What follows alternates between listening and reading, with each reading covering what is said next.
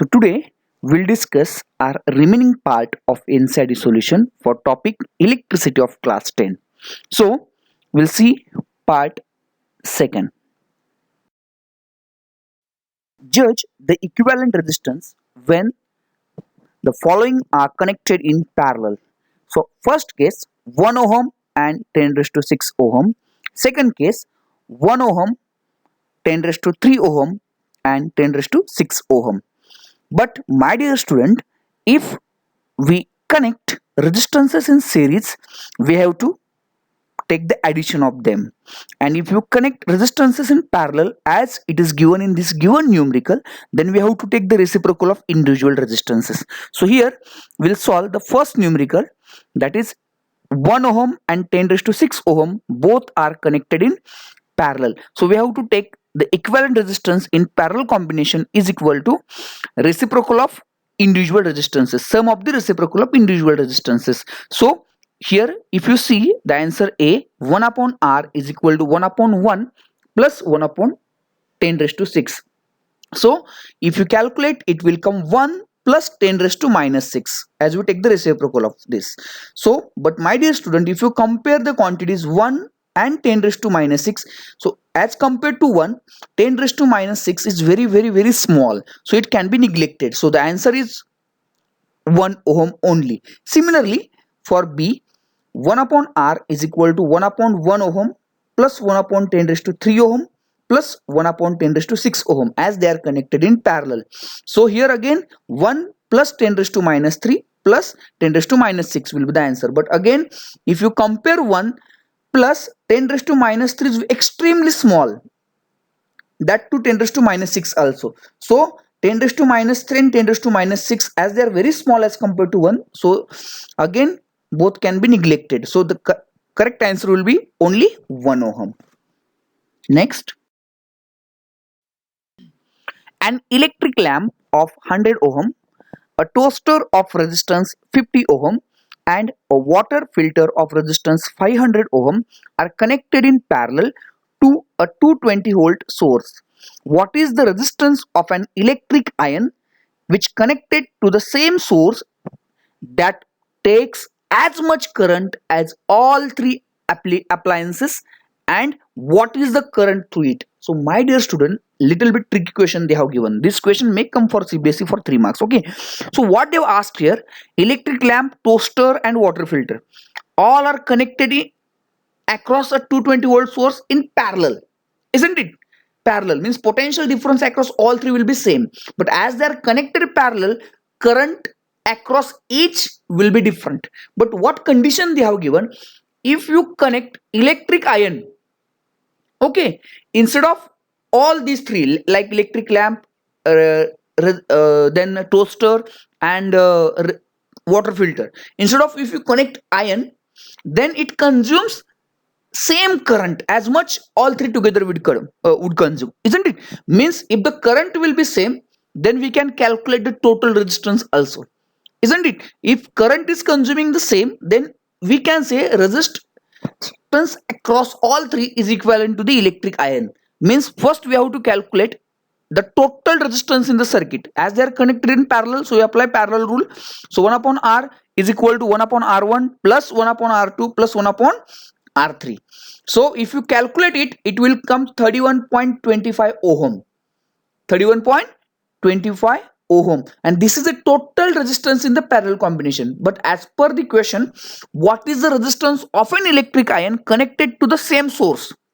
And most important, that takes as much current as all three appliances take. Means if current taken by the all three appliances is equivalent to current conducted by or current conducted by electric iron, isn't it? So the resistance will also same. So the resistance of electric iron which draws as much current as all three appliances take together, so resistance of the iron is 31.25 ohm. And if you calculate the total current according to Ohm's law, potential difference across divided by resistance through it. So potential difference is 220 volt and resistance is given 31.25. So the answer will be 7.04 ampere. So the current drawn by, or we can say current flowing through the electric iron will be 7.04, and that to the same equivalent to the total current to the circuit. Hope you understood, students. Next, what are the advantages of connecting electrical devices in parallel with the battery instead of connecting them in series? Means here, my dear students, we are going to discuss what are the advantage we are having to connect all the appliances, day-to-day appliances in parallel instead of series. Okay, so here we see first advantage: voltage across each connecting electrical device is same, and device take current as per its resistance. So my dear student, if you see the first point, so in order to give the advantage, first we should know two basic things. First, if you connect appliances act like a resistor, okay, in home. So resistances connected in parallel, it does mean voltage across each resistor will be same. So if you connect devices in parallel at your home, so resistance, volt potential difference across each device will be same, so we can maintain same potential difference. This is first advantage. And we know that if you connect resistances in parallel, then each resistance follow different current or follow different path, so different path, different current.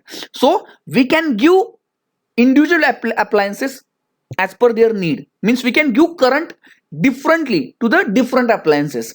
So this is the two advantage. Current we can give as per it demands of the appliance, and second thing, voltage will remains constant. So first advantage is voltage across each connecting electrical device is same, and device takes current as per its resistance.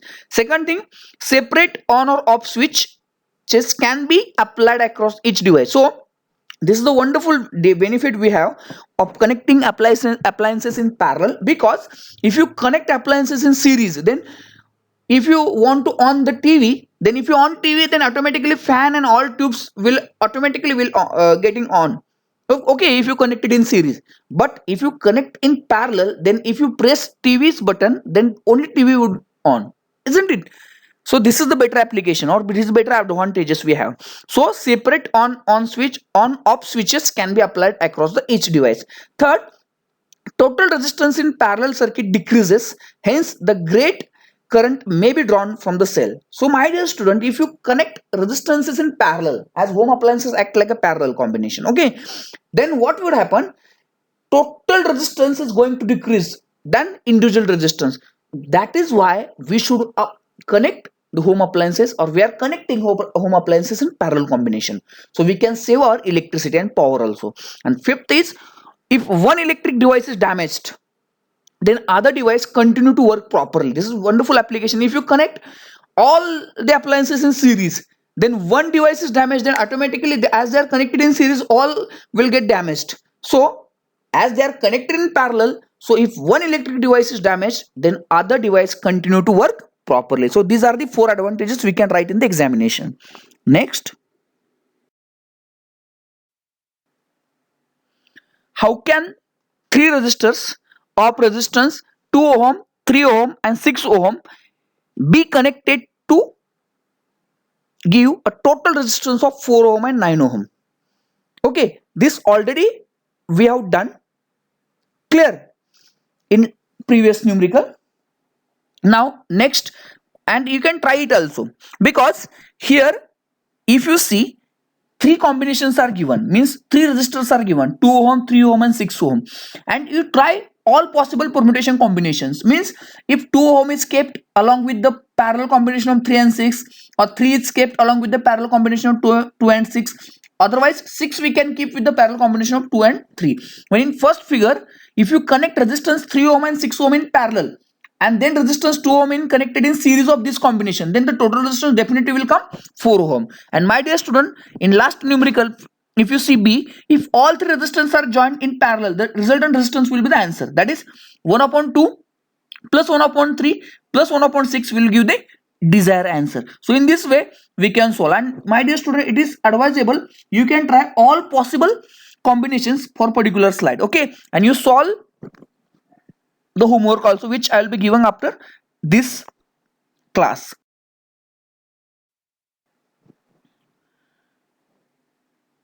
Now, what is a highest and the lowest total resistance that can be secured by combination of four resistances: 4 ohm, 8 ohm, 12 ohm and 24 ohm. So my dear student, already we know if you connect resistances in series, then we have to add them, and if you connect resistances in parallel, then we have to take the reciprocal of individual resistances, isn't it? Or summation of the reciprocal of individual resistances. So in this case, if you add them, obviously we will be getting highest resistance, and if you add them means if you connect it in series, then we have to add, and then it will be getting highest resistance. And if you connect them in parallel, so definitely it will be the reciprocal, so will be resistance getting small. So to obtain highest resistance, all the four resistances must be connected in series arrangement. In that case, the resultant R is equal to R1 plus R2 plus R3 plus R4, as they are given 4.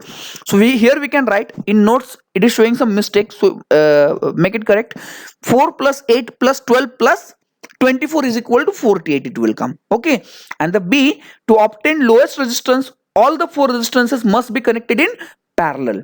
So the arrangement will be 1 upon R, reciprocal of equivalent resistance in parallel combination, that is 1 upon R is equal to 1 upon R1 plus 1 upon R2 plus 1 upon R3. So the answer will be 1 upon 4 plus 1 upon 8 plus 1 upon 12 plus 1 upon 24, that is 12 upon 24. So if you take reciprocal, it will come 24 divided by 12, so 2 ohm. So here answer is very clear. You will be getting highest resistance in series combination and will be getting lowest resistance in parallel combination. Hope you understood. Next,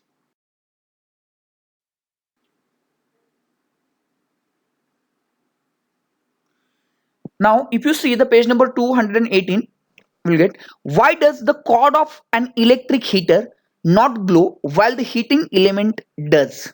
This is very easy question, my dear student. If you see, cord is having very less resistance, conducting wire, that is the cord of the heater is made by the conducting wire like copper, so it doesn't have the large resistivity or large resistance value. That's why current will be flown greater amount. Okay, so if current is more, if less resistance is there, then there is no need to glow or no need to generate the heat in that wire. But rather, if you say the material used to prepare the heater like nichrome or we can say any high resistivity material being used, so due to high resistance, the wire getting hotter. Means if you pass some amount of current through it, the heat generated in that particular wire is in its largest as compared to the copper wire. So we can say, my dear student, cord of heater and electric heater are joined in series, okay, and carry same current when joined to voltage source, but as resistance of cord is extremely small, as I told, as compared to that of the heater element. Hence the heat produced is extremely small in cord but much larger in heater element. So the heating element begin to glow but cord does not glow, isn't it? Means simple way we can say, cord of the heater element or the heater is connected by the wire, that is called as cord. That cord is made by the high conducting material, means resistivity is too slow, that's why it doesn't glow. But the heating wire or the heater is made by the cord or that coil is made by high resistivity material. That's why when you pass small amount of current, according to heating effect of electric current, more the resistance, more the heat, so that's why it is glowing or it does glow. Okay, next.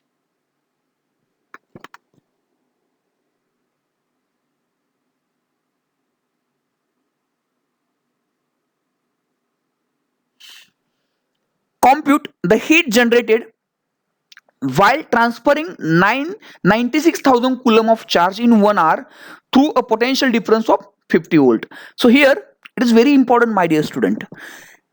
In order to solve such numericals, we must know 2 or 3 formulas of the heat. So we know that the basic formula of heat generated H is equal to I square RT. But if you use the value of Ohm's law, V is equal to IR, that is I is equal to V by R, then we can write the equation in the form of H is equal to VIT. But here IT is nothing but charges, because current is nothing but charge per unit time. So we can write charge is equal to IT. So here we can write the formula in terms of V into Q, heat generated. This, and my dear student, this is the basic formula of work done also. potential difference into charge, isn't it? So the given equation, charge transferred is 96,000 coulomb, time is given 1 hour, so 1 hour contain 3600 seconds, and the potential difference is given 50 volt. So here directly we can multiply 50 into 96,000, so the answer will be 4.8 into 10 raised to 6 joules. Next, an electric iron of resistance 20 ohm takes a current of 5 ampere. Calculate the heat developed in 30 seconds. Isn't it very easy? We know the formula of heat generated, I square RT. So current is given 5 ampere, resistance is given 20 ohm, and the time is given 30 seconds. If you multiply, that is I square RT. If you put the value in formula, I square RT, I 5 square into resistance 20 ohm into time 30. So the answer will be 15,000 joule, or we can write 15 into 10 raised to 3 joules. Next, page number 220. What determines the rate at which energy is delivered by the circuit? Very easy, my dear student. Rate of energy, or we can say rate of consumed, energy consumed is nothing but electric power. So electric power determines the rate at which the energy delivered. But here, my dear student, you must remember the electric power, the general formula of electric power. We know that electric power is nothing but work done upon time, but work done is nothing but potential difference into charge, but charge upon time is nothing but current. So we can write power is nothing but product of potential difference into current. So हमेशा याद रखो, always you have to remember it, power is nothing but it is the product of current into potential difference, V into I, and the SI unit is watt. So next question, it is related to what I have explained now. An electric motor takes 5 ampere from 220 volt line. Determine the power of the motor and energy consumed in 2 hours. So my dear student, it is given, current is given 5 ampere, voltage is 220 volt, isn't it? And the time is 2 hours. Okay, so here one very important suggestion for you. In order to find, or in order to solve the numericals for this particular subject or this particular topic like energy and work done, you have to take time in hours. Then only you will be calculated the power or energy in terms of hour, that is kilowatt hour or watt hour, isn't it? So once again I repeat, in order to solve numericals based on energy consumed, you have to take timings in the hours only, isn't it? So if you see the formula, as I said, power is equal to product of current into voltage. So voltage is nothing but 220 volt into 5 ampere current. So the answer will be 1100 watt. So we know that energy consumed, the formula of energy is nothing but product of power into time. So power is nothing but 1100 watt and time is 2 hour. As I told you, in order to calculate the energy consumed, you have to take time in the hours only, as the commercial unit is kilowatt hour. So 1100 watt into 2 hour is nothing but 2200 watt hour. So if you convert it into kilowatt hour by multiplying or by dividing 10 raised to 3 or by multiplying 10 raised to minus 3, it will come 2.2 kilowatt hour. So this is the energy consumed in 2 hours, that is 2.2 kilowatt hour. Next, thank you. Hope you enjoyed this session. So I'll be sending homework on Google Classroom group. Thank you.